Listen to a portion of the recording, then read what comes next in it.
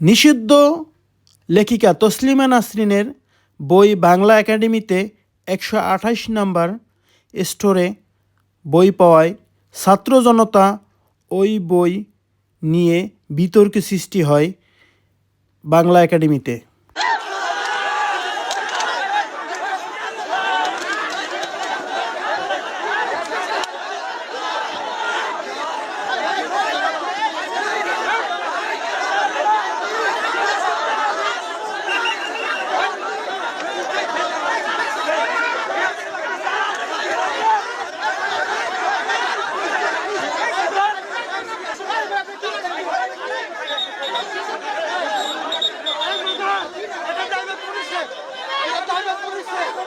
অমর একুশে বইমেলা 2025-এর 128 নম্বর স্টলে তাসলিমা নাসরিন, যাকে নাকি আপনারা সবাই চিনেন এবং সবাই জানেন, বাংলা একাডেমি থেকে তার বই এই বইমেলায় বিক্রি করা এবং কেউ পড়া বা দেশের কোনো জায়গায় বিক্রি করা সম্পূর্ণ নিষিদ্ধ।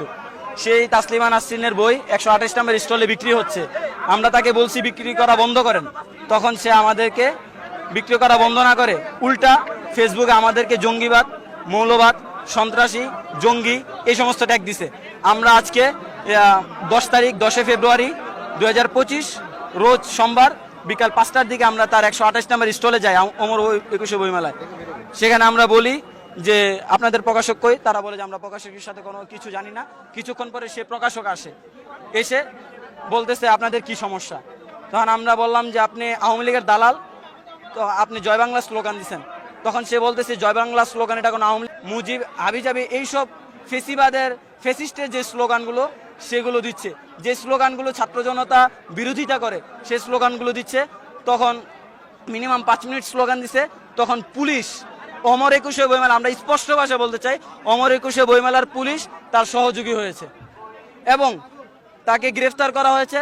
যখন তাকে পুলিশ কন্ট্রোল রুমে আনা হয়েছে, আমরা বলেছি যখন তাকে নিয়ে যাওয়া হবে মিডিয়ার সামনে স্টেটমেন্ট দিয়ে তাকে গ্রেফতার করা হয়েছে, এমন স্টেটমেন্ট দিয়ে তাকে নিয়ে যাওয়া হবে। কিন্তু পুলিশ আমাদের সাথে সম্পূর্ণ প্রতারণা এবং বাটপারি করেছে।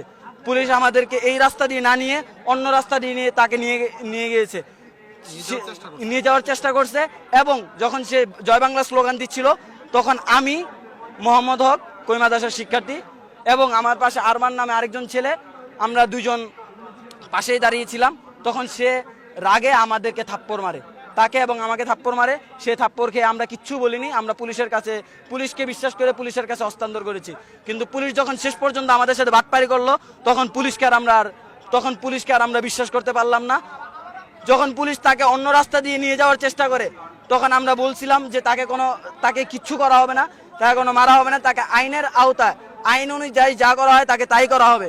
তখন বিক্ষুব্ধ ছাত্র জনতা তাকে মারার চেষ্টা করে এবং সে আমার মাথায় পাড়া দেয়। এ হলো বর্তমান অবস্থা। এটুকুই বলে আমার বক্তব্য শেষ।